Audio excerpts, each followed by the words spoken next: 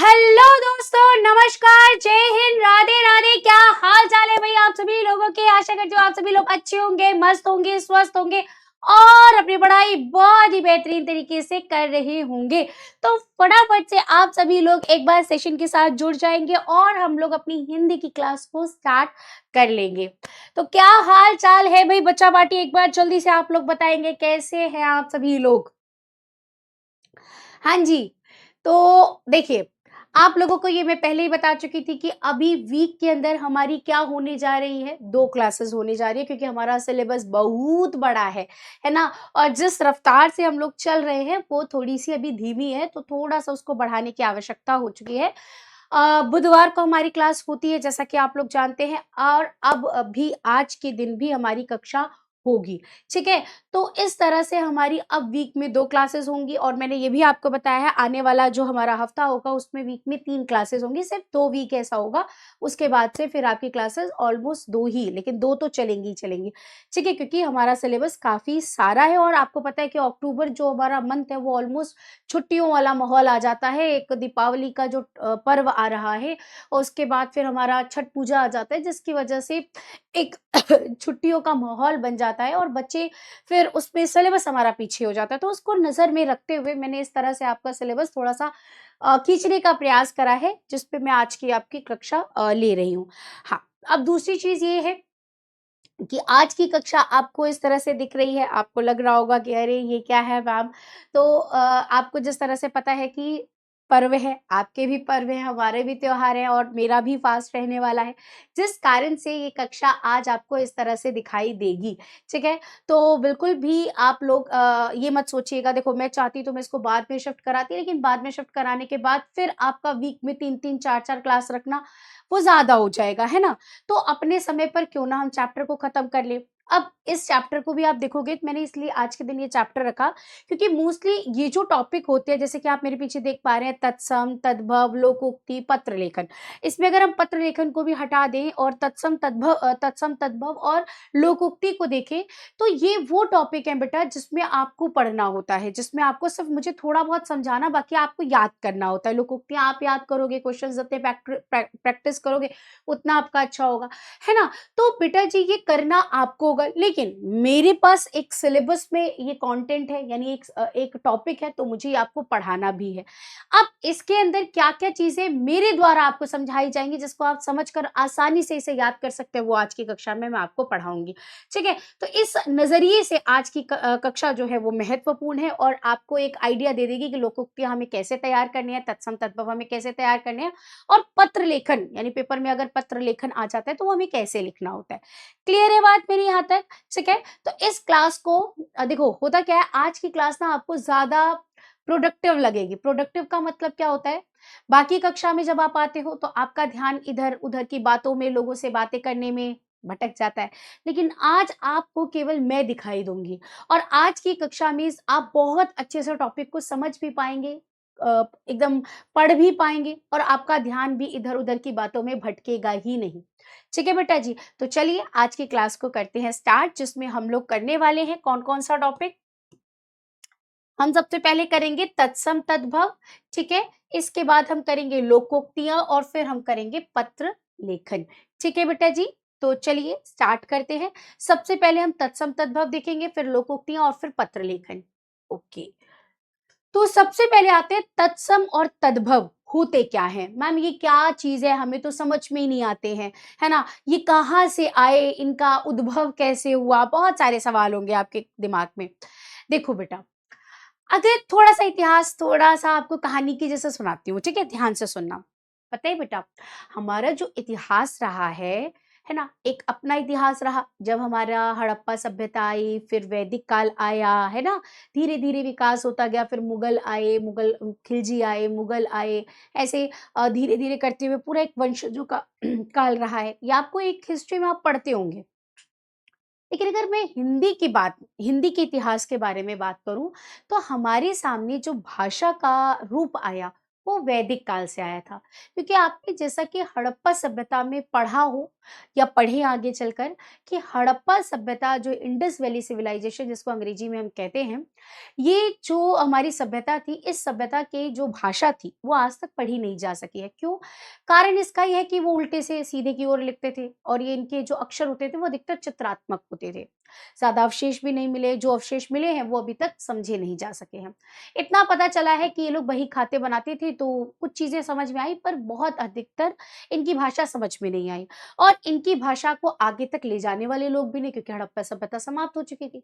इसके बाद हमारे सामने एक सभ्यता और आती है, जो कि है हमारी आर्यन यानी वैदिक काल, ठीक है? अब वैदिक काल जब आता है, तो इस काल के अंदर हमारे सामने एक भाषा निकल कर आती है, वो संस्कृत, ठीक है? और संस्कृत से ही कहा जाता है कि हिंदी का प्रादुर्भाव हुआ। अब ऐसा तो नहीं हुआ होगा कि संस्कृत से एकाएक हिंदी आ गई होगी, ऐसा तो नहीं हो सकता है कि आज आप मतलब 1 महीने के थे और डायरेक्ट आप 10 साल के हो जाएँगे, ऐसा तो नहीं होगा। इसके बीच में कुछ पड़ाव रहे होंगे जब आप धीरे-धीरे बड़े हुए होंगे, है ना? आप 2 साल, 5 साल, 7 साल, 10 साल 12 साल, 14 साल ऐसे करके आप आएँगे ना। तो इसी तरीके से हिंदी का भी एक काल रहा। तो जब संस्कृत आई, संस्कृत से अब मैं आपको बताती हूँ, सबसे पहले हमारे जो सामने भाषा आई थी ना बेटा, वो आई थी हमारी वैदिक संस्कृत। सबसे पहले कौन-सी संस्कृत आई थी बेटा? वैदिक संस्कृत, ठीक है? वैदिक संस्कृत आई, मैं शॉर्ट में संस्कृत लिख रही हूँ, ठीक है? इसके बाद फिर हमारी आती है लोक में प्रचलित लौकिक संस्कृत। यानी जब भी किसी को भाषा मुश्किल लगने लगती है ना? देखो, क्या होता है, जब तक कोई भाषा बोलचाल की भाषा होती है, तो वो आसान होती है। लेकिन जब उसी भाषा में कोई साहित्य लिखा जाता है, तो साहित्य का एक नियम होता है कि वो व्याकरण में बंधी होनी चाहिए, वो नियमों में बंधी होनी चाहिए और कोई भी चीज़ जब नियम में बन जाती है, वो कठिन हो जाती है। अब आप इस चीज़ को ऐसे समझिएगा, जैसे मैं आपसे अभी हिंदी में बात कर रही हूँ, आपको ये भाषा बहुत अच्छे से समझ में आ रही है ना? कुछ मुश्किल नहीं लग रहा है। क्यों? क्योंकि ये बोलचाल की भाषा है और इस भाषा में मैं हिंदी के अलावा अंग्रेजी के शब्द, हो सकता है उर्दू या फ़ारसी के शब्द भी इस्तेमाल कर रही हूँ मैं, है ना? तो ये भाषा आप लगातार प्रयोग में भी लाते हैं, तो आपको ये बहुत आसान लग रही है। लेकिन यहीं पर अगर मैं आपको कोई हिंदी का अखबार पढ़कर बताऊँ या उसको भी छोड़ द हिंदी का अखबार तो फिर भी एक आराम से समझ में आ जाता है। हज़ारी प्रसाद द्विवेदी जी का कोई चैप्टर आपको पढ़ा दूँ, ठीक है? या फिर आपको कोई न्यूज़पेपर उठाना और न्यूज़पेपर का एक सेक्शन आता है सूचना, है ना? सूचना वाले संदर्भ में जाकर आप देखिएगा, उस हिंदी को आप पढ़ेंगे तब आपसे वो हिंदी समझ में ही नहीं आएगी आपको। जबकि शुद्ध हिंदी वही है। हम जो हिंदी बोल रहे हैं वो शुद्ध हिंदी नहीं होती है, वो तो मिश्रित है, वो तो कुछ भी है ना? लेकिन जो हम हिंदी अखबारों में पढ़ रहे होते हैं, किताबों में हम उपन्यास, कोई कहानी पढ़ते हैं, जो हिंदी वहाँ पढ़ रहे होते हैं, वो हमारी शुद्ध हिंदी होती है। इवन जो आपकी बुक में जो चैप्टर्स होते हैं, वो शुद्ध हिंदी में होते हैं। इसी वजह से आपको वो हिंदी समझ में नहीं आती है, ठीक है? तो क्या होता है, जब तक कोई भाषा बोलचाल की भाषा होती है, तब तक वो क्या होती है, आसान होती है। लेकिन जब उसी भाषा को हम किसमें रख देते हैं, साहित्य में मतलब उसी भाषा में कोई साहित्य लिख दिया जाता है, कोई रचना लिख दी जाती है, तो वो भाषा फिर क्लिष्ट हो जाती है, यानी कठिन हो जाती है, मुश्किल हो जाती है। जैसा कि अभी आपको संस्कृत भी लगता होगा, पहले के समय में लोगों को संस्कृत बहुत कठिन नहीं लगती थी, संस्कृत लोग बोल भी पाते थे, लिख भी पाते थे। पर आज के नज़रिए से देखा जाए तो बच्चे बहुत मुश्किल से कुछ लोग मिलेंगे जिनको संस्कृत बोलनी, लिखनी दोनों आती होगी, है ना? तो ऐसे में क्या हुआ कि जो वैदिक संस्कृत के अंदर जब वेद लिखे जाने लगे, सारी रचनाएँ आने लगी, साहित्य आने लगा, तो वो भाषा भी कठिन हो गई। तो फिर अब जब कोई कठिन भाषा आती है तो फिर उसका कोई आसान वर्ज़न ढूँढा जाता है, तो फिर वो लौकिक संस्कृत आया। फिर लौकिक संस्कृत में रचनाएँ लिखी जाने लगी, वो भी कठिन हो गया, तो उसके बाद फिर आया पाली। अच्छा, पाली को पता है कौन लेकर आए थे? आपके महात्मा बुद्ध जी, ठीक है? महात्मा बुद्ध जो हमारे थे, वो पाली भाषा को लेकर आए थे क्योंकि उन्होंने इसी भाषा में क्या दिया था, अपने सारे उपदेश दिए थे। क्योंकि अब आपको पता है कि महात्मा बुद्ध जी के बाद उनके जितने भी अनुयायी थे, उन्होंने बौद्ध धर्म की स्थापना की बात रखी, बौद्ध धर्म आया और बौद्ध धर्म अगर मैं गौतम बुद्ध जी की बात करूँ, तो गौतम बुद्ध जी को ये लगा कि अगर मैं संस्कृत भाषा में उपदेश दूँगा, तो बहुत लोग नहीं समझेंगे, ना सुनेंगे। तो ऐसी जनमानस भाषा चुनी जाए जो लोग अच्छे से समझ पाएँ। तो आप देखेंगे कि पाली भाषा के अंदर आपको सबसे ज़्यादा बौद्ध ग्रंथ देखने को मिलेंगे। ठीक है। इसके बाद पाली भाषा के बाद आती है आपकी प्राकृत भाषा। ठीक है, ये सब आपको सब समझना है, सुनना है बेटा, ये आपके पेपर में कुछ नहीं आएगा इसमें से, सो डोंट वरी, सिर्फ इसको सुन लो क्योंकि ये आपकी नींव है। अगर आपको ये चीजें पता नहीं आज होंगी तो कल चलकर मैं ऊपर ऊपर चाहूं तो आपको यूं किताबी भाषा का रटवा कर चली जाऊंगी। ठीक है बेटा जी। लेकिन ये कहते हैं ना कि 9th क्लास 10th क्लास जब आप बेस बना लेते हैं तब उसके ऊपर इमारत जब खड़ी होती है तो वो मजबूत होती है। ठीक है, तो मैं नहीं चाहती कल को जब मेरे बच्चे से खड़े होकर, मेरे स्टूडेंट से खड़े होकर पूछा जाए, कोई पूछे तो कहेगा यार किस टीचर ने पढ़ाया था, इसको तो कुछ आता ही नहीं है। मैं वो चीज नहीं चाहती हूँ। ठीक है, तो आपको बेसिक्स पता होने चाहिए कि ये चीजें कहाँ से आई, कैसे आई, यानी क्यूरियोसिटी बच्चे के अंदर होनी चाहिए, जो आपके अंदर होगी भी। ठीक है, तो फिर होता क्या है कि लौकिक संस्कृत के बाद पाली आया, पाली के बाद प्राकृत आया। अच्छा, पता है आपको प्राकृत कौन लेकर आए थे आपके? 24वें तीर्थंकर महावीर जैन। हाँ जी, बौद्ध ग्रंथ के बाद आपको पता है जैन बौद्ध धर्म के बाद फिर जैन धर्म का प्रचार प्रसार बढ़ गया था। और उस अगर मैं प्राकृत भाषा की बात करूं तो प्राकृत भाषा में आपको सारे जैन धर्म के जैन ग्रंथ देखने को मिलेंगे। ठीक है, अब प्राकृत भाषा ऐसी भाषा थी कि इससे एक और भाषा का प्रादुर्भाव हुआ और वो था आपका अपभ्रंश, और शायद आपने अपभ्रंश के बारे में सुना होगा। ठीक है बेटा, तो अपभ्रंश का मतलब होता है भ्रष्ट भाषा, बिगड़ी हुई भाषा, खिचड़ी। बेसिकली अपभ्रंश में हुआ क्या कि जो अपभ्रंश के रचनाकार थे, उन्होंने सभी भाषाओं की खिचड़ी बनाकर एक रचना लिखनी शुरू कर दी। जैसे फॉर एग्जाम्पल आज जब हम हिंदी बोलते हैं, जो मैं हिंदी बोल रही हूँ, ये खिचड़ी तो है, अपभ्रंश ही है, क्योंकि ना तो इसमें शुद्ध हिंदी के ही सिर्फ शब्द हैं, मैं इसमें हिंदी भी बोल रही हूँ, मैं इसमें अंग्रेजी के शब्दों का इस्तेमाल भी कर रही हूँ, मैं इसमें उर्दू फारसी के भी शब्द हैं, कई कई जगह पर हम कुछ चाइनीज या जापानीज शब्दों का भी इस्तेमाल कर रहे होते हैं। तो देखा जाए ओवरऑल तो सभी तरह से अगर आप देखेंगे तो हिंदी में भी मैं शुद्ध हिंदी नहीं बोल पा रही, उसी तरह से अपभ्रंश में भी आया। अपभ्रंश के अंदर खिचड़ी बनने लगी थी, लौकिक की, पाली की, प्राकृत, सारी भाषाओं की खिचड़ी बनकर आई। तो जो बड़े बड़े विद्वान थे उन्होंने इस काल की भाषा को अपभ्रंश नाम दिया। अपभ्रंश का मतलब होता है भ्रष्ट भाषा, है ना, बिगड़ी हुई भाषा, खराब भाषा, ऐसा कुछ कहा। और फिर इसी अपभ्रंश से हमारी निकली थी हिंदी। इसी से हमारी क्या निकली बेटा? हिंदी निकली थी। तो आप समझ पा रहे हैं कि अब आपको पता चला होगा कि आपसे जब क्वेश्चन पूछा जाता है कि हिंदी का प्रादुर्भाव, प्रादुर्भाव का मतलब होता है उदय, हिंदी का उदय किस भाषा से हुआ है, तो आप फटाफट से उत्तर दे देते हैं संस्कृत, लेकिन गलत होता है वो उत्तर। बेटा संस्कृत से नहीं हुआ है, हिंदी का की जो उत्पत्ति है वो अपभ्रंश से हुई है। ठीक है, अगर आपसे ये क्वेश्चन पूछा जाए कि हिंदी की आदि जननी कौन है, आदि का मतलब शुरुआत और जननी मतलब पैदा करने वाली, यानी हिंदी की शुरुआत कहाँ से हुई थी, है ना, आरंभ, तब आता है आपका संस्कृत। अदरवाइज अगर आपसे पूछा जाए कि हिंदी का उदय कहाँ से हुआ है, तो अपभ्रंश भाषा से हुआ है। ठीक है, तो ये एक पूरा काल रहा है कि वैदिक संस्कृत से उठे, फिर लौकिक संस्कृत, फिर पाली, फिर प्राकृत, फिर अपभ्रंश, फिर हिंदी में आए। ठीक है, तो अब यहाँ पर जो वैदिक संस्कृत के अंदर फॉर एग्जाम्पल, अब हम आ जाते हैं अपने तत्सम तद्भव पर। तो मान लीजिए कि मैंने तत्सम शब्द मतलब वैदिक काल में एक शब्द का इस्तेमाल करा, गृह। ठीक है, गृह। अब इसका यही शब्द मैंने लौकिक में भी बोला, एक सेकेंड रुको, हाँ मैं यहाँ लिखती हूँ गृह। ठीक है, यही शब्द मैंने लौकिक में भी कहा।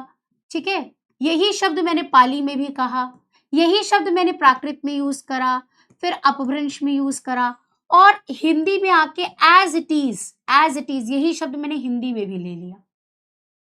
मतलब जो शब्द वैदिक काल में था उसको एज इट इज उठाकर हिंदी में प्रयोग किया जाने लगा, वही शब्द हमारे तत्सम कहलाते हैं। ठीक है, तो तत्सम जो आपका शब्द बना है ना, तत् आपका बना है तत्सम। ठीक है, आप इसको जब तोड़ोगे तो दो शब्द निकल कर आएंगे, तत् जमा सम। तत् का मतलब होता है उसके, और सम का मतलब होता है बेटा समान, उसके समान। अब किसके समान? तो संस्कृत के समान। यानी कि संस्कृत के अंदर कोई शब्द था, उस शब्द को ज्यों का त्यों हिंदी में यूज कर लिया, उसमें कोई चेंज नहीं किया, उन शब्दों को हम तत्सम कहते हैं। बात समझ में आ गई होगी, बात समझ में आई होगी बेटा बात। मैं क्या बोल रही हूँ? बात समझ में आ गई होगी आप लोगों को, है ना? क्या मैंने बोला आपको कि कोई भी शब्द जो संस्कृत में, एक और शब्द ले लेते हैं, जैसे मैंने एक शब्द लिया यहाँ पर आप लोगों के लिए, आप लोग बोलते हैं कार्य, ठीक है? कार्य, मैंने एक शब्द लिखा कार्य, एक सेकेंड, कार्य, ठीक है? अब ये संस्कृत में भी बोला जाता है और एज इट इज इसको हिंदी में भी प्रयोग किया गया, ठीक है? तो ये क्या बन गया आपका? तत्सम बन गया कि जो शब्द संस्कृत से ज्यों के त्यों एज इट इज उठाकर हिंदी में प्रयोग किए गए, ज्यों के त्यों हिंदी में प्रयोग किए गए, उन्हीं को तत्सम कहा जाता है, ठीक है? संस्कृत में भी उनका इस्तेमाल होता था, आज हिंदी में भी हम उनको उन्हीं शब्दों का इस्तेमाल करें, उनको हमने बदला नहीं, ठीक है? वो तत्सम कहलाते हैं। अब कुछ ऐसे शब्द थे, तो तत्सम, तो पहली बात आपको तत्सम क्लियर हो गया होगा। फिर आ जाता है बेटा हमारा तद्भव, दूसरा हमारा क्या आता है? तद्भव। इसको तोड़ोगे तो निकलेगा तत् जमा भव, ठीक है? तत् का मतलब उसके, हाँ, भव मतलब उद्भव होना, ठीक है? तो किससे? संस्कृत से, संस्कृत से निकलना। अब आप कहोगे कि मैम इसका मतलब क्या होता है फिर? देखो, अब यहां पर आ गया हिंदी में गृह आ गया, कार्य आ गया, ठीक है? अब हिंदी के अंदर भी आगे आगे विकास हो रहा है। आज जो हम हिंदी पहले के टाइम में बोलते थे, आज की हिंदी में बहुत अंतर आया है, बहुत विकास हुआ है इसमें भी। तो अब गृह, आज के टाइम पर आप गृह बोलते हो, आपको बोला जाता है होमवर्क, तो आप गृह कार्य बोलना चाहिए आपको, बोलते हो? नहीं बोलते हो, आप तो होमवर्क ही बोल रहे होते हो, हिंदी बोल ही नहीं रहे होते। लेकिन अगर आप ध्यान से देखेंगे गृह का, क्या हो गया ये? हाँ, आप ध्यान से देखेंगे, आज गृह को घर कहा जाता है ना? या कार्य को काज कहा जाता है, कहा जाता है, कहा जाता है ना? परिवर्तन हो गया। तो इस तरह से तत्सम से जो बिगड़ गया, तत्सम का बिगड़ा हुआ रूप कह सकते हो, या संस्कृत का बदला हुआ रूप तद्भव में आया। तो अब इन दो चीजों को हमें अच्छे से समझना है। क्या समझना है? एक बार और अच्छे से देखेंगे कि मैंने अभी तक आपको क्या क्या बताया। जिनको क्लियर है बहुत अच्छी बात है, जिनको नहीं है वो एक बार और सुनेंगे तो हो जाएगा, ठीक है? ध्यान से सुनिएगा। पहले हम तत्सम जानेंगे। तत्सम का मतलब क्या होता है कि वे शब्द जो संस्कृत से ज्यों के त्यों हिंदी में प्रयोग लाए गए, उन्हें हम तत्सम कहते हैं। वे शब्द जो संस्कृत से ज्यों के त्यों हिंदी में प्रयोग किए गए, उन्हें हम तत्सम कहते हैं, ठीक है? उदाहरण के तौर पर गृह ले लो, कार्य ले लो, ये ऐसे शब्द हैं जो संस्कृत में भी प्रयोग किए जाते हैं और हिंदी में भी प्रयोग किए जाते हैं। आपको आज भी अगर शुद्ध कहीं हिंदी में लिखना है कार्य, तो कार्य ही लिखेंगे आप, तो वहां काम नहीं लिखेंगे मुझे आज काम करना है, गलत होगा, मुझे कार्य करना है, ठीक है? कार्य, तुम अपना कार्यभार संभालो, यही कहा जाता है। ये नहीं कहा जाता कि तुम अपना काम संभालो, कह देते हैं हम लोग, लेकिन कार्यभार शुद्ध हिंदी जो हमारी होगी वो कार्यभार ही होगा, ठीक है? तो ऐसे में जो संस्कृत से ज्यों के त्यों हिंदी में लाए गए, उन्हें हम तत्सम कहते हैं। और जो तत्सम में अब आ गए, इनका जो बिगड़ा हुआ रूप, यानी इनको जो बदल दिया गया, वो रूप तद्भव कहलाता है, ठीक है? यही बात इसमें लिखा है। तत्सम शब्द संस्कृत भाषा के दो शब्द तत् जमा सम से मिलकर बना है, ठीक है? जिसका मतलब होता है ज्यों का त्यों, ज्यों का त्यों, अर्थात संस्कृत के समान। जैसे अग्नि शब्द ले लो आप, अब अग्नि आप संस्कृत में भी बोलते हो, हिंदी में भी बोलते हो। वायु संस्कृत में भी बोला जाता है, हिंदी में भी। नेता, माता, अहंकार, नवीन, सुंदर, सहसा, नित्य, अकस्मात आदि, ठीक है? अगर मैं इसमें सुंदर की जगह ना हम सौंदर्य कर लेते हैं, ये इससे अच्छा ये होगा, सौंदर्य, हाँ, ये होगा सौंदर्य, ठीक है? तो अब इनको और देख लेते हैं। तद्भव क्या कहलाते हैं, जरा देखिएगा। तद्भव शब्द वे शब्द होते हैं जो संस्कृत भाषा के मूल शब्दों से कुछ बदलाव या रूपांतरण के बाद हिंदी में आए हैं। यानी संस्कृत के शब्द थे, तत्सम में आए, अब इनको बदल दिया गया, इनका बिगड़ा हुआ रूप तद्भव कहलाते हैं। जैसे कि यहाँ पर एक शब्द आपने लिखा हरिद्रा, ठीक है, आपने लिखा हरिद्रा, ये तत्सम है। अब इसका बिगड़ा हुआ रूप तद्भव कहलाएगा। यहाँ देखो हरिद्रा है, हरिद्रा को तद्भव में क्या कहते हैं? हल्दी कहते हैं। इसी तरह से देखो मुख को मुंह कहा जाता है, ग्राम तत्सम का है, गांव कहा जाता है तद्भव में, दुग्ध, ठीक है, दूध, और दुग्ध भी नहीं कहेंगे, शीर कहेंगे। अच्छा वो तो खीर होगा, ठीक है, दुग्ध, दूध। शीर एक और शब्द आता है, मैं वो भी आपको लिखवा देती हूँ, शीर, ठीक है, शीर, ये तत्सम है, इसका तद्भव खीर कहलाता है, ठीक है। एक शब्द है यष्टि, यष्टि, ठीक है, इसका तद्भव लाठी कहलाता है, ठीक है। शुष्टि, सोठ। तो इस तरह से आप देख पाएंगे कि आपके सामने जो संस्कृत की एज इट इज आए, संस्कृत से एज इट इज उठकर हिंदी में आए, वो तत्सम कहलाते हैं, और जिन्होंने अपना रूप बदल लिया वो तद्भव कहलाते हैं। अब पेपर में क्वेश्चन कैसे आते हैं मैम, ये सबसे बड़ी समस्या है।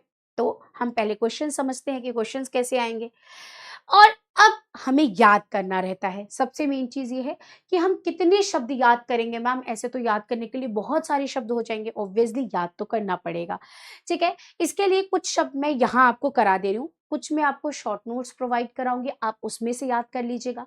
आपके पास आपकी जो भी बुक दी है आप उसमें से याद करो।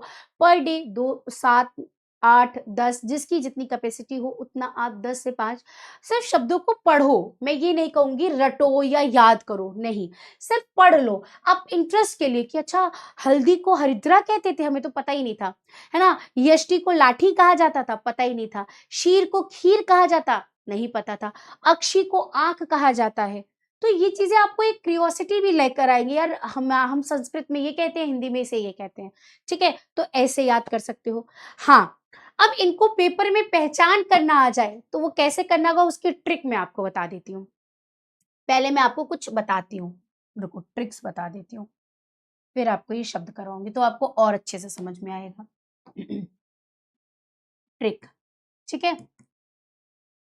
तत्सम, मैं एक तरफ तत्सम लिख रही हूं और एक तरफ तद्भव लिख रही हूं, ठीक है, ध्यान से देखिएगा। जहां कहीं पे भी तत्सम होगा आपको ना बेटा श मिलेगा, त्र मिलेगा, ज मिलेगा, श्र मिलेगा, 100% वो तत्सम होगा बेटा। श वाला कभी कभी एक आधे शब्द में अपवाद के कारण तद्भव में आ जाता है, अदरवाइज ये हमेशा तत्सम में रहते हैं, ठीक है। दूसरा, कहीं पर भी अगर आपको र का रूप मिल रहा है, अब र का रूप कैसा कैसा वाला, जो सिर पे लगा होता है या फिर पैरों में लगा हो ऐसे करके, तो भी 100% है कि वो क्या होगा, आपका तत्सम होगा, ठीक है। तीसरा, जहां कहीं पर भी अनुस्वार लगा है, अनुस्वार, ठीक है, वहां भी आपका क्या होगा, 100% है कि वो तत्सम में है। इसके अलावा श से षटकोण और श से शलगम 80 और 90% मैं कहूंगी कि तत्सम में रहते हैं। कुछ शब्द ऐसे हैं, कुछ सिर्फ गिने चुने शब्द हैं जो तद्भव में जाते हैं, अदरवाइज अधिकतर ही आपको तत्सम में ही देखने को मिलेंगे, ठीक है। इसके अलावा अगर हम बात करें और क्या होता है, दैनिक प्रयोग नहीं मिलेगा। आज के टाइम में आप इन शब्दों का प्रयोग नहीं करते होंगे, दैनिक प्रयोग नहीं होता है, ठीक है। अब वही तद्भव की बात करी जाए, तद्भव की सबसे बड़ी पहचान ही यही है कि आप दैनिक प्रयोग करेंगे इसका, ठीक है। दैनिक प्रयोग यानी आज डेली लाइफ में उन शब्दों का इस्तेमाल होता है, पहली चीज, ठीक है। जैसे अभी मैं कहूं खीर, तो आपको खीर पता है लेकिन शीर नहीं पता होगा, है ना। मैं आपसे आंख बोलूं तो आपको पता है, लेकिन मैं आपसे बोलूं अक्षी तो आपको नहीं पता होगा, है ना। तो जो डेली यूज में शब्द प्रयोग किए जाते हैं तो वो हमारे क्या कहलाते हैं, तद्भव, और जो डेली यूज नहीं किए जाते वो तत्सम कहलाते हैं। ये एक तो पहचान हो गई। दूसरा आप देखेंगे बेटा जी इसके अंदर कि कहीं पर भी आपको चंद्रबिंदी मिल रही है, ठीक है, चंद्रबिंदी कहीं पे भी मिल रही है, 100% वो आपका तद्भव होगा। ठीक है, इसके अलावा अगर आपको कहीं भी, ठीक है, कहीं भी आपको ये इन्हें उत्क्षिप्त व्यंजन कहा जाता है। ठीक है, इन्हें क्या कहा जाता है? उत्क्षिप्त व्यंजन। ड और ढ से निकले हैं ये, ठीक है, जिनके नीचे बिंदी होती है, इन्हें उत्क्षिप्त व्यंजन कहा जाता है। अगर ये कहीं पर भी मिल जाए तो 100% है कि वो तद्भव होगा। ठीक है, अब ये सारी पहचान हम फिट करके देखेंगे। ठीक है, याद तो आपको करने हैं, लेकिन अगर क्वेश्चन आ जाता है कि निम्नलिखित में से तत्सम शब्द पहचानिए, तो आप इसके जरिए जल्दी पहचान लोगे। ठीक है, ये सबसे अच्छा तरीका होता है। चलो देखते हैं, ध्यान से देखिएगा, एक एक शब्द पढ़ेंगे हम लोग। क्षेत्र को खेत कहते हैं। अच्छा, एक और चीज बताती हूँ आपको, इंटरेस्टिंग चीज बताऊं, मजेदार चीज। देखो, आधे में तो मैं आ गई हूँ यहाँ, इन्हीं के ऊपर ही लिख देते हैं। चलो, एक इंटरेस्टिंग चीज और आपको बताती हूँ कि जो श होता है ना बेटा, आपको जब भी तत्सम से तद्भव में जाएगा तो ख में चेंज होता हुआ मिलेगा। ठीक है, उदाहरण दूं, एक ही एक उदाहरण दूंगी, बाकी उसमें बता दूंगी। शीर, हीर बन गया। ठीक है, और रक्षिका एक होता है, राखी बन जाता है। ठीक है, और ऐसे एक और शब्द होता है अक्षी। हाँ, एक और शब्द ले लेती हूँ, चलो एक और एग्जांपल दे देती हूँ आपको, अक्षी। ठीक है, आंख बन जाएगा, आंख। तो जहां कहीं पर भी, हाँ, कुरुक्षेत्र होगा तो खेत बन जाएगा। ठीक है, तो जो भी जहां भी श होगा वो ख में चेंज होगा, ये भी आपको बता दे रही हूं। दूसरा, दूसरा एग्जाम्पल और ले लेते हैं कि कहीं पर भी आपका त्र होगा तो वो त में पद बदलेगा। ठीक है, जैसे अभी मैंने एक शब्द बताया क्षेत्र, तो वो खेत बन गया। ठीक है, छत्र तो छाता बन जाएगा। ठीक है, और देखो, ऐसे ही जहां कहीं पर भी य होगा वो ज बन जाएगा, व होगा तो वह ब बन जाएगा। ठीक है, जैसे यजमान, जजमान, यमुना, जमुना, यत्न, जत्न, यव, जव, ऐसे बनते हैं। ठीक है, अच्छा, जहां व होगा वो ब बन जाएगा, जैसे विद्युत, बिजली। ठीक है, वत्स, बेटा। तो ये कुछ चेंजेस आपको देखने को मिलेंगे। ठीक है, लेकिन इतना डिटेल आपका क्वेश्चन आएगा नहीं, सो डोंट वरी। आपको ये पहचान करने के लिए बता रही हूँ कि आप क्वेश्चन देखते ही पहचान जाओ कि ये तत्सम है या तद्भव है। ये बहुत हेल्प करेगा बेटा आपको, इससे क्वेश्चन लगाओगे आप, देखना आपको बहुत हेल्प करेगा। अभी देखो, मैं आपको डेमो में भी बताती हूँ। जैसे देखो, अभी मैंने बताया था ना आपको कि श ख में बदलता है, ये देखो। और मैंने आपको बताया था कि श से षटकोण जो होता है वो हमेशा तत्सम में आता है, यहाँ तत्सम में मिल रहा है। और देखो, शीर का खीर होता है, यहाँ पर भी चेंज मिला। ग्रंथि में देखो र का रूप मिल रहा है, दिख रहा है, दिख रहा है बेटा, मैंने आपको बताया था ये जहां कहीं पर भी होगा वो तत्सम होगा। गांठ, ये देखो चंद्रबिंदी मिल रही है तद्भव में। सारे पहचान, जितने भी ट्रिक्स बताए हैं आपको ये बहुत हेल्प करेंगे। ठीक है, ग्राहक में देखो र आ रहा है, गाहक। ग्राम देखो र आ रहा है, गांव बन गया, चंद्रबिंदी आ रही है। गर्त, यहाँ देखो र का रूप दिख रहा है, दिख रहा है, गड्ढा, दिख गया ये उत्क्षिप्त व्यंजन यहाँ पर। अच्छा देखो, चंद्र में अनुस्वार दिख रहा है, यहाँ चांद में चंद्रबिंदी दिख रहा है, तो चंद्र का चांद होगा। अब देखेंगे यहाँ पर तत्सम से जब तद्भव में जा रहा है तो हमें कितने अच्छे से इसकी पहचान करने को शब्द मिल जा रहे हैं। और देखो, चर्म में चाम, चटका चिड़िया, पाद पाव, हस्त हाथ, ज्येष्ठ जेठ, यहाँ देखो आधा श मिल रहा है ना। मृतिका र का रूप मिल रहा है, मिट्टी। त्वम, तुम।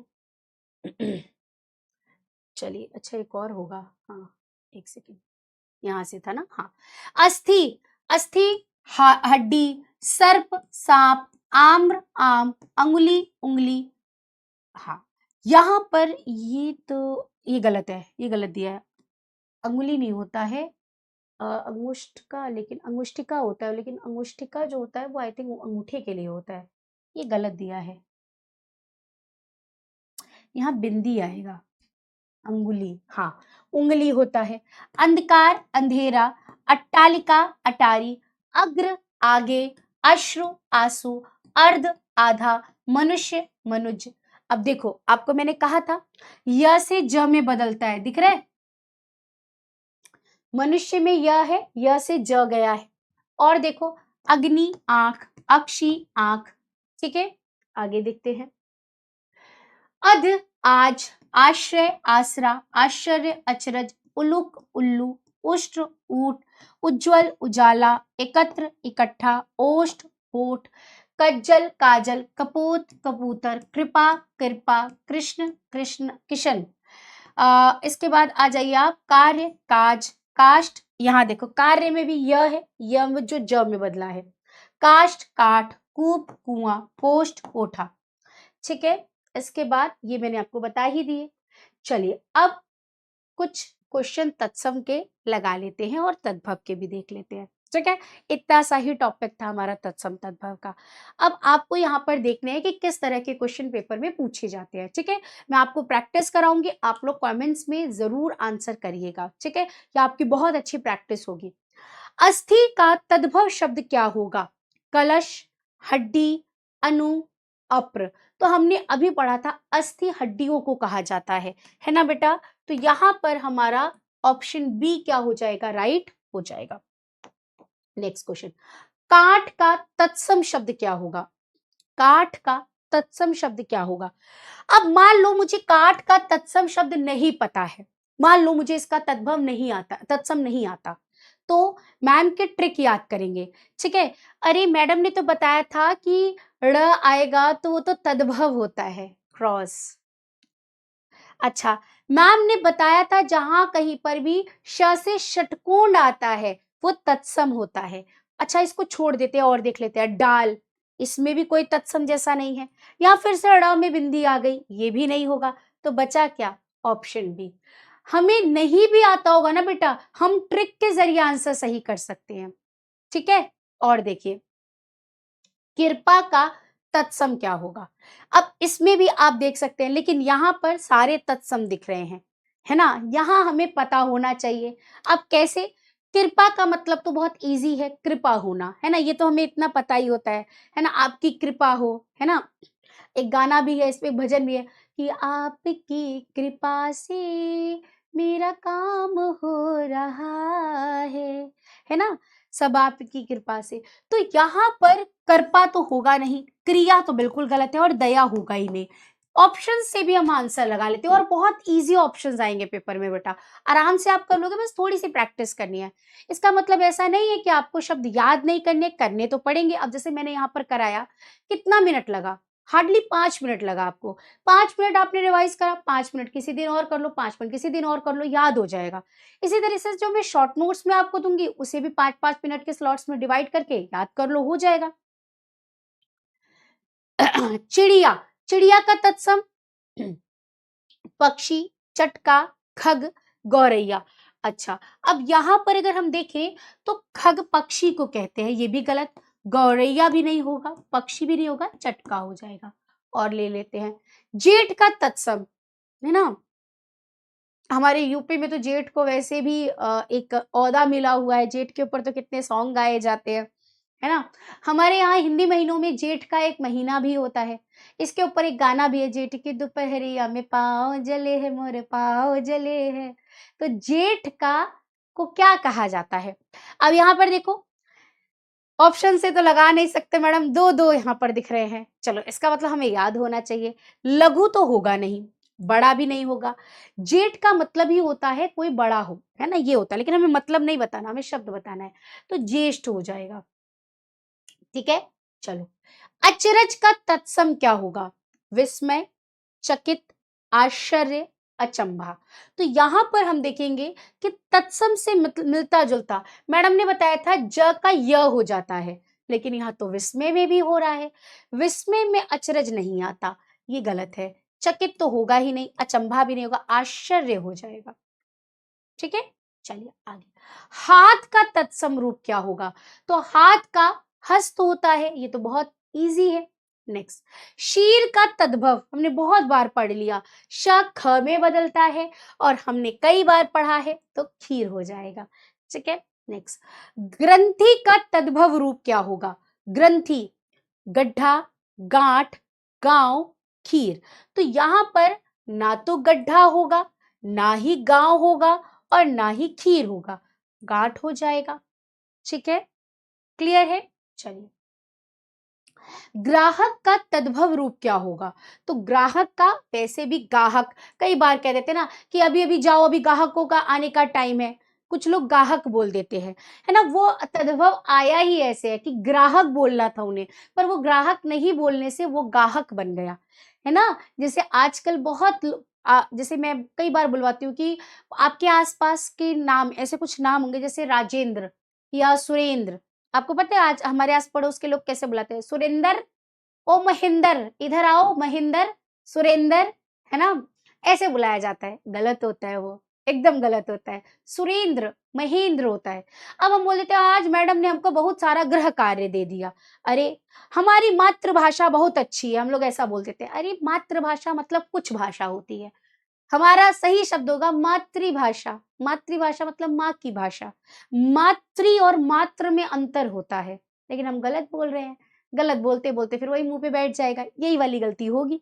ग्राहक बोलना था, ग्राहक नहीं बोलते बोलते गाहक शब्द बन गया।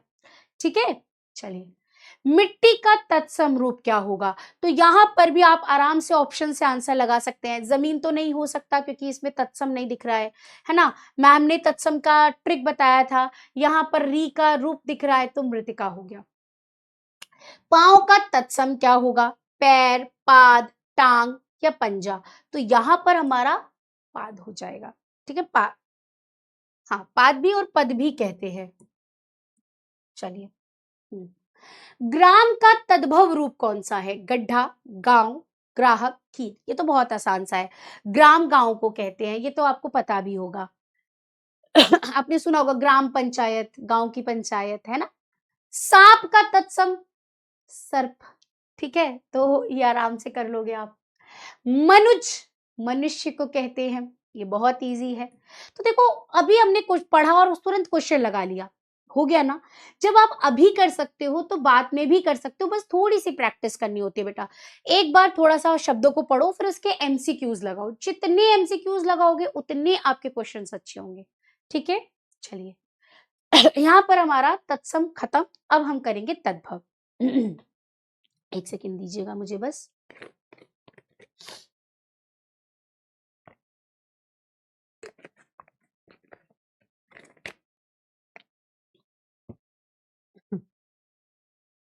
लोकोक्ति का मतलब क्या होता है बेटा? लोगों द्वारा, लोगो, लोक उक्ति। इस शब्द को अगर हम तोड़ें, लोक उक्ति यानी लोगों द्वारा प्रयोग की गई, लोगों द्वारा,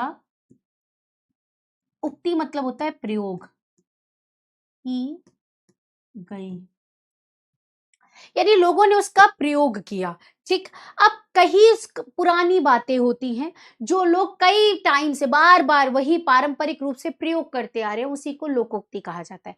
लोकोक्ति की पहचान होती है कि ये पूरा का पूरा वाक्य होता है। ये क्या होता है? पूरा वाक्य होता है। मुहावरा इसका उल्टा होता है। मुहावरे में क्या होता है? वाक्यांश होता है, यानी वाक्य का टुकड़ा आता है। आंखें चुराना, आंखें मिलाना, आंखें झुकाना, है ना, लाल पीला होना।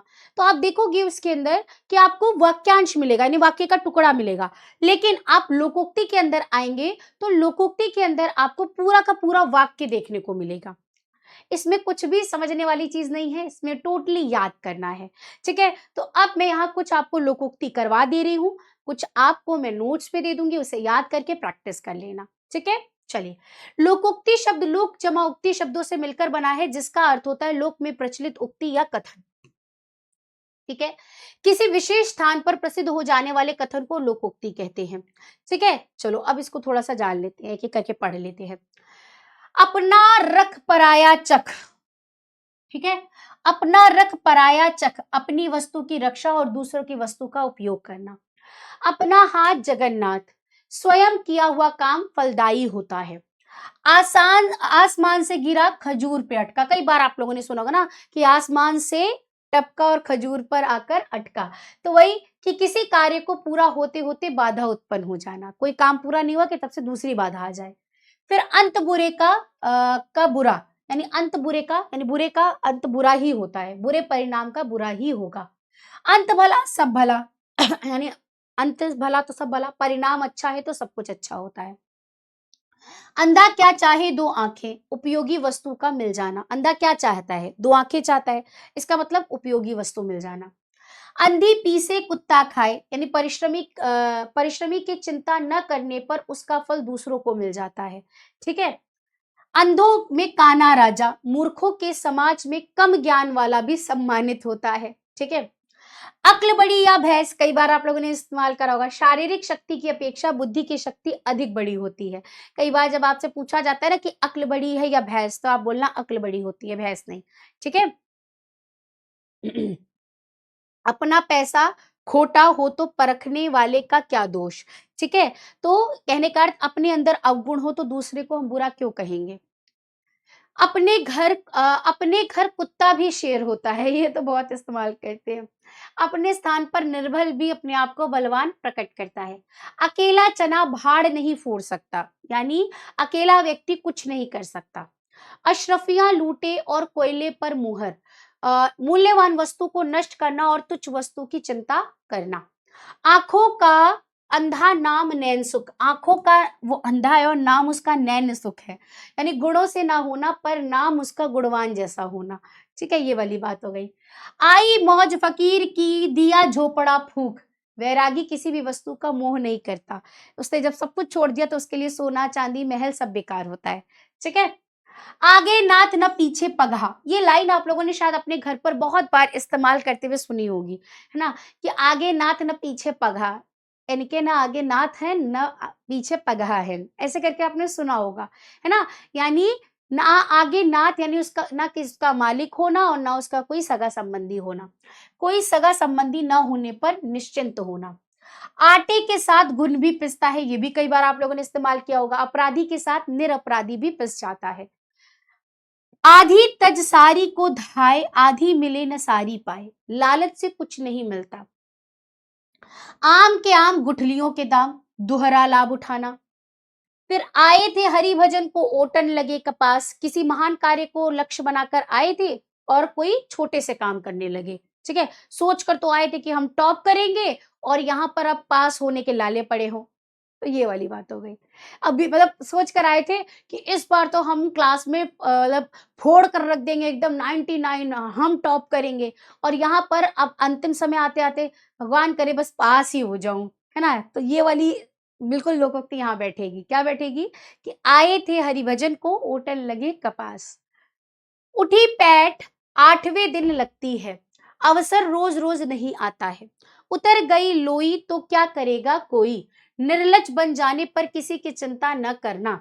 उल्टा चोर कोतवाल को डांटे, ये कई बार आपने करा होगा। अपना दोष स्वीकार न करके उल्टा पूछने वाले को ही डांटना।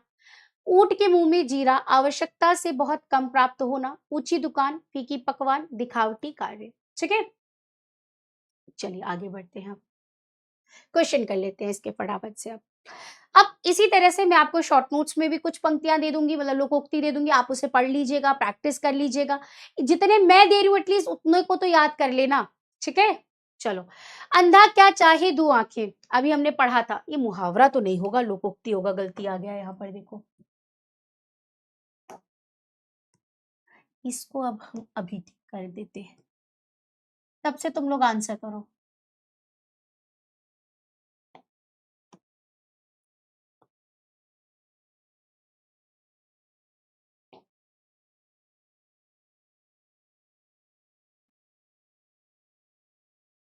लोकोक्ति का अर्थ क्या है?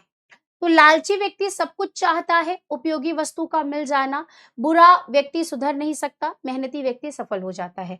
तो इसका सही उत्तर क्या हो जाएगा? उपयोगी वस्तु का मिल जाना। ठीक है। आम के आम गुठलियों के दाम, ठीक है, इसका सही अर्थ क्या होगा? तो वही सही कि हर चीज में फायदा होना, है ना, तो दोहरा लाभ उठाना, ऑप्शन बी हो जाएगा। नेक्स्ट, ऊंट के मुंह में जीरा का अर्थ क्या होता है? अत्यधिक लाभ होना, आवश्यकता से बहुत कम प्राप्त होना, सब कुछ खो देना, असंभव कार्य करना। यानी ऊँट के मुँह में जीरा, अत्यधिक लाभ होना, नहीं, आवश्यकता से बहुत कम प्राप्त होना। ठीक है? आगे, अकेला चना भाड़ नहीं फोड़ सकता। एक व्यक्ति सब कुछ कर सकता है? नहीं, अकेला व्यक्ति कुछ नहीं कर सकता। समूह में काम बिगड़ जाता है, मेहनत बेकार जाती है। नेक्स्ट, आधे तज सारी को धाए, आधी मिले न सारी पाए। लालच से कुछ भी नहीं मिलता, मेहनत से सब कुछ मिलता है। ठीक है, अधिक की चाह रखना ठीक है, समय का सदुपयोग करना चाहिए। तो ये तो गलत हो गया, मेहनत से सब कुछ मिलता नहीं, लालच से कुछ भी नहीं मिलता। आधे तज सारी को धाए, आधी मिले न सारी पाए। थोड़े के लालच में सब कुछ गवा देना। ठीक है, चलो आगे। ऊंची दुकान फीके पकवान, तो यहाँ पर भी देखो गड़बड़ हुई है। ये क्वेश्चन ना क्या ही बोले अब हम।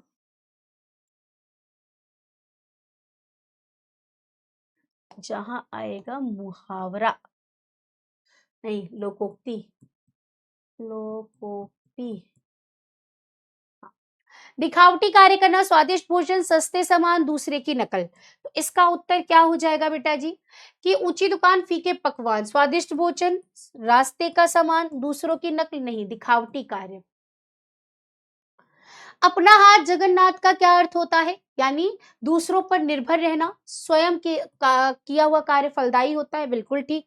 अपने काम से ऊब जाना, भाग्य पर भरोसा रखना। नेक्स्ट क्वेश्चन, आटे के साथ घुन भी पिसता है। इसका अर्थ तो हमने अभी पढ़ा है कि अपराधी के साथ निर्दोष को भी कष्ट मिलता है। अंधों में काना राजा का अर्थ क्या होता है? मूर्ख के समाज में कम ज्ञान वाला भी सम्मानित होता है, सब समान है, ज्ञानी व्यक्ति अपमानित होता है, सब अंधे हैं। यानी मूर्ख समाज में कम ज्ञान वाला भी सम्मान पाता है। ठीक है, इसके बाद उल्टा चोर कोतवाल को डांटे। इसका तात्पर्य क्या होता है? तो अपराधी को दंड मिलना, नहीं, दोषी व्यक्ति का स्वयं निर्दोष बताना, न्याय सच्चाई। दोषी व्यक्ति का स्वयं निर्दोष बताना और सामने वाले को डांटना, ये होगा पूरा, लेकिन इसने आधा ही दिया है। अब यहाँ पर यही सही है तो हम इसी को टिक करेंगे। ठीक है, नेक्स्ट। ओके, तो यहाँ पर आपका लोकोक्ति भी समाप्त हो गया है। ठीक है बेटा जी, लोकोक्ति में सच्ची बता रही हूँ आपको बच्चा, ऐसा कुछ भी समझने वाला है, इसका ऐसा कोई ट्रिक नहीं होता है कि मैं आपको बता दूं ये ट्रिक होती है, नहीं। कुछ चीजें याद भी करनी पड़ती है ना बच्चा। अब ऐसा थोड़ी ना है कि हम बिना याद किए या बिना पढ़े या बिना जानकारी रखे पेपर देने चले जाएंगे। चीजें तो याद करनी पड़ते हैं, है ना। तो इसी तरीके से ये आपके लिए बहुत जरूरी है लोकोक्ति, क्योंकि जब आप बड़ी क्लासेस में जाएंगे और आपके चैप्टर्स में इनका प्रयोग होगा तो फिर आप वहाँ टीचर से पूछेंगे कि इसका अर्थ क्या होता है, हमें तो इसका मतलब नहीं पता है, इसका अर्थ नहीं पता है हमको, है ना। तो पहले से जब हम पढ़े होते हैं तो हमें अर्थ याद होता है। ठीक है, जैसे आप छोटी क्लास में जब थे तो आप छोटे थे तब आपको मार पीट कर आपके टीचर ने आपको बता दिया कि संज्ञा क्या होता है, सर्वनाम क्या होता है, या फिर आपको ये बता दिया कि राम का मतलब क्या है या सीता का मतलब क्या है, तो आपको इसका मतलब पता चल गया है। तो ये जब आपने पता किया, आपने पढ़ा, तब आपको पता चला। इसी तरह से ये लोकोक्ति भी जब आप पढ़ेंगे, याद करेंगे, धीरे धीरे इसके क्वेश्चंस लगाएंगे, अपने आप आपको याद हो जाएगा, आपको बहुत टाइम नहीं लगेगा। अभी हमने 15-20 मिनट के अंदर में कुछ प्रैक्टिस करी और इतने सबके तो पता चल गए ना। अब ये दोबारा कहीं पर अगर आपने दोबारा एक बार और प्रैक्टिस कर ली, फिर पेपर में कहीं क्वेश्चन ऐसे दिख गए, आराम से हम कर लेंगे, फिर तो दिक्कत ही नहीं आएगी, है ना। चलिए, अब आ जाते हैं अपने तीसरे टॉपिक पर, जो कि है हमारा पत्र लेखन, जो कि सबसे इजी रहता है। पत्र लेखन का अर्थ क्या होता है, पहले तो हम ये जानेंगे। पत्र लेखन, जिसे पत्राचार्य भी कहा जाता है, एक व्यक्ति या व्यक्तियों के समूह द्वारा दूसरे व्यक्ति या व्यक्तियों के समूह में लिखित संदेश भेजने की प्रक्रिया है। ये संचार का एक महत्वपूर्ण साधन है जो व्यक्तिगत और व्यावसायिक दोनों संदर्भों में उपयोग किया जाता है। ठीक है, इसे मतलब आप देखेंगे कि पत्र लेखन क्या पहले के टाइम में क्या होता था, आज के टाइम में तो हमारे पास मेल आ चुका है, अभी लोग मेल के द्वारा बातें कर लेते हैं, पर आज भी सरकारी दफ्तरों में पत्राचार के माध्यम से ही बातचीत होती है। पत्राचार का मतलब होता है पत्रों के माध्यम से बात करना। पहले के टाइम में होता है ना, कबूतर जा जा जा, है ना। पहले प्यार की पहली चिट्ठी साजन को दिया। पहले लोग कबूतर के माध्यम से और फिर डाकिए के माध्यम से अपनी भावनाएं, अपनी बातों को पत्रों के माध्यम से भेजते थे, है ना। लेकिन अब क्या हो गया है कि अब तो हमारे पास इतनी टेक्नोलॉजी आ गई है कि हम 2 सेकंड भी नहीं लगता है, फ़ोन उठाते हैं और कॉल लगाकर कहीं दूर, दो 7 समंदर दूर बैठा भी कोई इंसान है, हम बात कर लेते हैं उससे आराम से, है ना? लेकिन पहले के टाइम में ऐसा नहीं था, तो पत्रों के माध्यम से बातचीत होती थी, चाहे वो व्यावसायिक हो यानी बिज़नेस के तौर पर हो, औपचारिक हो या अनौपचारिक हो। अब औपचारिक का मतलब होता है जो ऑफ़िशियली हो, है ना? जो प्रशासनिक रूप से हो, जो सरकारी तौर पे हो, और अनऑफ़िशियल की अगर हम बात करें यानी अनौपचारिक की बात करें, तो इसके अंदर वो पत्र आ जाते हैं, जिसमें हम अपने माता-पिता, भाई-बहन, चाचा-चाची, अपने सगे-संबंधियों को जो पत्र लिखते हैं, वो अनौपचारिक पत्र कहलाते हैं, और औपचारिक जो हम अपने प्रधानाचार्य, किसी सरकारी दफ्तर के अधिकारी को, है ना? या किसी सरकार के किसी भी महकमे में हमें कुछ भेजना है, तो वो ऑफ़िशियल यानी औपचारिक पत्र कहलाता है। ठीक है? आगे, अच्छा, पत्र लेखन करते समय हमें क्या-क्या ध्यान रखना होता है? ये कुछ बस सिर्फ सुन लो। इसमें से कुछ इंपॉर्टेंट नहीं है, सिर्फ इसको सुन लो आप, ठीक है? इंपॉर्टेंट क्या है वही मैं आपको से बता रही हूँ। आपका पत्र बहुत सरल होना चाहिए, बहुत ज़्यादा आपको बढ़ा-चढ़ा कर बहुत कठिन-कठिन शब्दों का इस्तेमाल कर लिया, नहीं, सरल रखो। और ऐसा नहीं, एक तो सबसे बड़ी चीज़ क्या है, बच्चों के दिमाग में ये होता है कि जितने पेज भर कर आएँगे उतने नंबर मिलेंगे, है ना? हिंदी में या इंग्लिश में आप लोग ऐसा सोच रहे होते हैं, जो कि गलत होता है, बिल्कुल गलत होता है।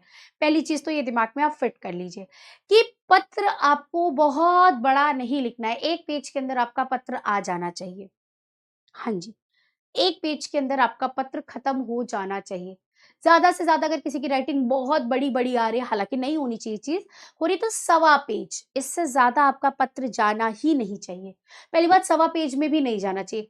कोशिश पूरी ये करो कि एक नए पेज से स्टार्ट करो और एक ही पेज के अंदर, मैं सवा पेज भी बोलूँगी तो वो फॉर्मेट गलत दिखेगा। पता है, एक एक ना साइकोलॉजी होती है। जब एग्ज़ामिनर पेपर देखता है और उसको एक ही जगह पर सारी चीज़ दिख गई, देखने में अच्छी लगी, तो वहीं पर उसको समझ में आ जाता है कि बच्चे को पता है। अगर वही चीज़, जैसे फॉर एग्ज़ाम्पल अभी मैं आपको बताऊँगी, आपने पत्र यहाँ शुरुआत करा, फिर बीच का लिखा, फिर अगले पेज पर आपने नीचे लिखा कि आपका आज्ञाकारी और वो, तो पिछले पन्ने पर जाकर उसको अगले पन्ने का याद नहीं रहेगा कि बच्चे ने क्या-क्या लिखा। तो वो फिर क्या होता है ना कि उसके लिए बहुत अजीब-सा दिखता है। अगर एक ही जगह पर आपने स्टार्टिंग करी, फिर बीच में कंटेंट आया, लास्ट में आपका आज्ञाकारी शिष्य, एक जगह ही पर सब कुछ चीज़ें दिख रही है उसे, तो वो फॉर्मेट बहुत अच्छा माना जाता है। तो 1 पेज के अंदर ही आप अपना पत्र लिखेंगे, 1 पेज से बड़ा पत्र आपका नहीं होना चाहिए, ठीक है? सरल होना चाहिए, स्पष्ट होना चाहिए, सबसे पहली बात, आप उसमें अपनी बात बहुत स्पष्ट तरीके से रखेंगे, ऐसा नहीं रखेंगे कि कुछ भी रख दिया, कुछ भी कह दिया, ये चीज़ नहीं होनी चाहिए। तीसरा, संक्षिप्त होना चाहिए, जबकि मैंने अभी आपको बताया, शॉर्ट में होना चाहिए, बहुत डिटेल बात को नहीं, ना आपको कोई प्रॉब्लम है तो अपनी प्रॉब्लम को बहुत बड़ा करके बता रहे हैं, तो वो चीज़ खराब है, शॉर्ट में बताइए। शिष्टाचार पत्र, यानी आप क्या करेंगे, पत्र के अंदर बहुत अच्छी लहज़े में बात करना है, ठीक है? शिष्टाचार का प्रयोग करेंगे।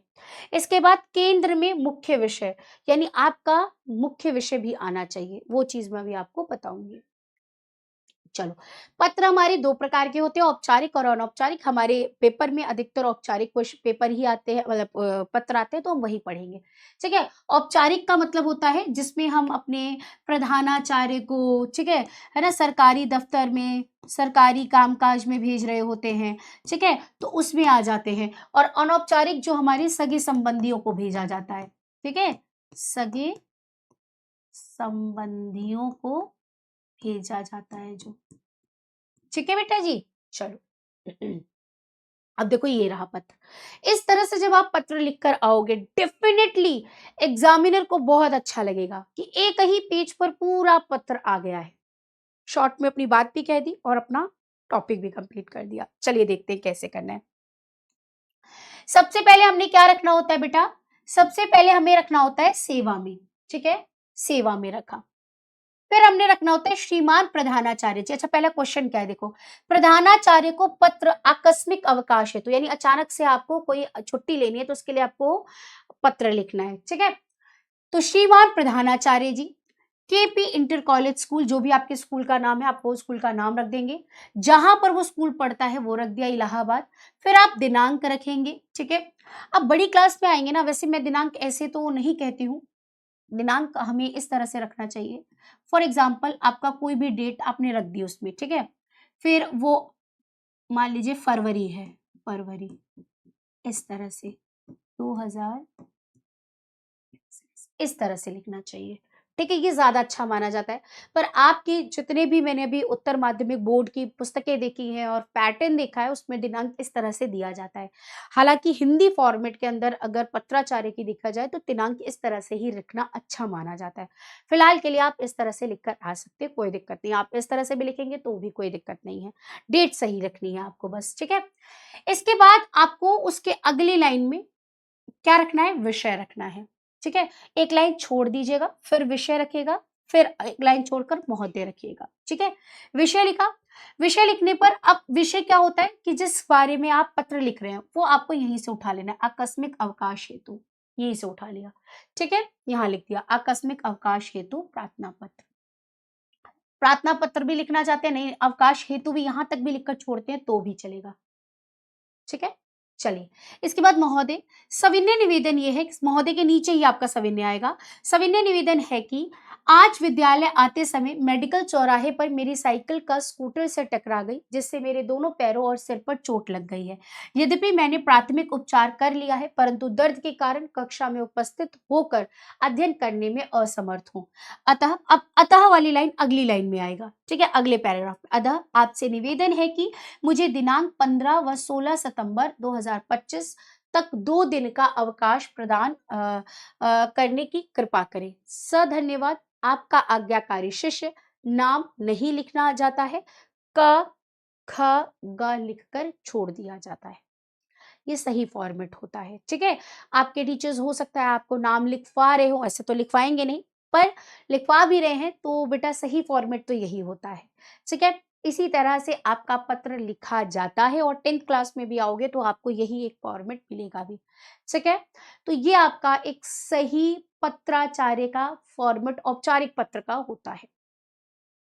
ऐसे ही आपको प्रधानाचार्य को आवेदन पत्र लिखना है। क्या आवेदन करना है? यानी इसमें आप आवेदन का मतलब होता है कि आप उनसे कोई हेल्प मांग रहे हैं। क्या हेल्प मांगना है? छात्रवृत्ति के लिए यानी स्कॉलरशिप के लिए। चलो, सेवा में श्रीमान प्रधानाचार्य जी, Jamuna Christian Inter College Allahabad, दिनांक रख दिया आपने। इसके बाद आप विषय रखेंगे छात्रवृत्ति प्रदान करने हेतु प्रार्थना पत्र, माननीय महोदय, आप महोदय भी रखेंगे चलेगा।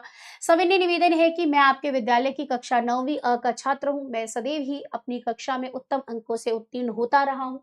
इतना नहीं, वाद विवाद प्रतियोगिता, कक्षा खेलों में भी सक्रिय भाग लेकर पुरस्कार जीतता रहा हूँ। कक्षा 8 में 74% अंक प्राप्त कर विद्यालय में 5वां स्थान भी प्राप्त किया है। मैं आपसे विनम्र निवेदन करना चाहता हूँ कि मेरे घर की आर्थिक स्थिति अच्छी नहीं है। डर है कि कहीं अर्थाभाव यानी पैसे की कमी के कारण मेरी पढ़ाई न छूट जाए। अंततः आशा है कि आप मुझे विद्यालय कोष से छात्रवृत्ति प्रदान करने की कृपा करेंगे। यदि मैं अर्थाभाव से न पढ़ सका तो मेरा भविष्य अंधकार में हो जाएगा। आप ही मुझे अध्ययन विरत यानी अध्ययन करने के मतलब अध्ययन विरत होने से बचा सकते हैं, यानी पढ़ाई रुकने से रोक सकते हैं, बचा सकते हैं।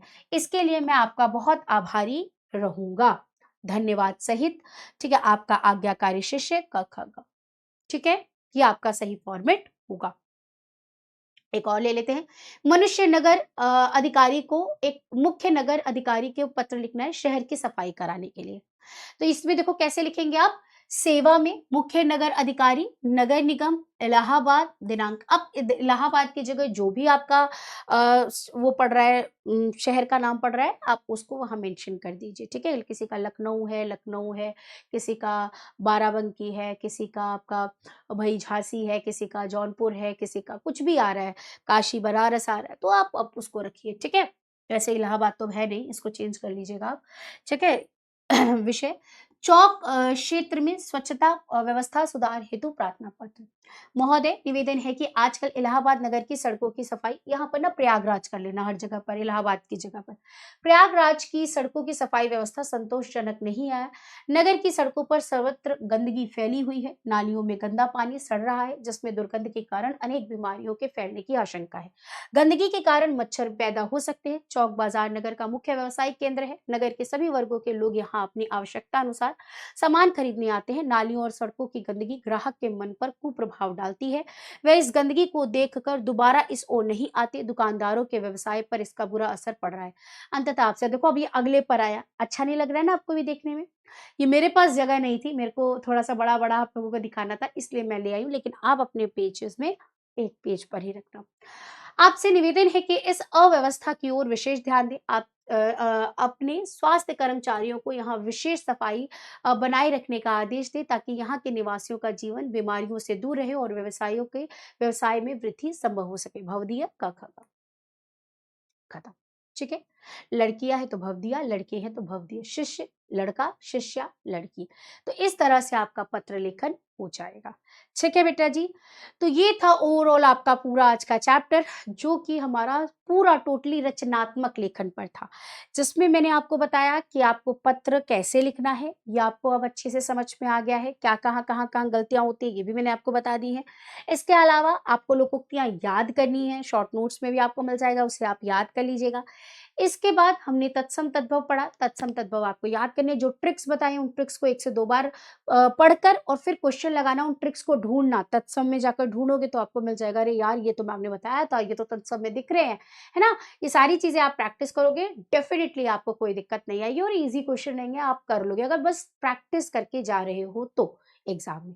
इसके अलावा ये कुछ क्वेश्चन मैं आपको होमवर्क में दे रही हूँ, जिसे आप नेक्स्ट क्लास में करके लेकर आएँगे, ठीक है? तो चलिए आज की क्लास को यहीं पर करते हैं समाप्त। आशा करती हूँ कि आपको ये चैप्टर अच्छे से समझ में आया होगा और आज की कक्षा लगभग आपके लिए एक मैं कह सकती हूँ पूरी तरह से क्या रही होगी, कहीं कोई डिस्ट्रैक्शन नहीं, और सच्ची बताना मजा आया होगा अगर आप पूरी क्लास अच्छे से सुन रहे हो, ठीक है, एकदम मन लगाकर। और आज नहीं सुन रहे हो ना, तो आप पेपर के जब आपके पास पेपर आने को हो जाएंगे ना, तब इस कक्षा को आप आकर सुनोगे, और सुनोगे जरूर, ठीक है? तो आपको तब एहसास होगा कि यार मैम बिल्कुल सही कहती है, जब डिस्ट्रैक्शन बिल्कुल नहीं होता तो पढ़ने में और मज़ा आता है, ठीक है? चलिए, तो आज की क्लास को यहीं पर करते हैं समाप्त, मिलेंगे नेक्स्ट क्लास में, तब तक के लिए पढ़ते रहे, मस्त रहे, खुश रहे और अपने माता-पिता का नाम रोशन करिए। धन्यवाद, बाय-बाय।